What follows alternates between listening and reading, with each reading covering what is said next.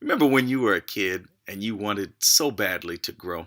And if you were like me and you were short, then you might have tried a bunch of foolish things to try to make yourself grow, stretching your legs and arms, hoping it will make you taller. And needless to say, it didn't. Hi, this is Pastor Carl Brewer of the Metropolitan Seventh Adventist Church. And this coming weekend, we conclude our I Am series with I Am the True Vine. And we'll examine what Jesus teaches about spiritual growth. Needless to say, just like with physical growth, we might try a lot of foolish ways to make ourselves grow, but it doesn't work. The best way to grow is the way Jesus teaches. And I believe God has a special word for us this weekend about spiritual growth. Keep in mind when you come and worship with us, we're still under construction, but I believe God is doing amazing things at Metropolitan, and you want to join the movement, the Metro movement.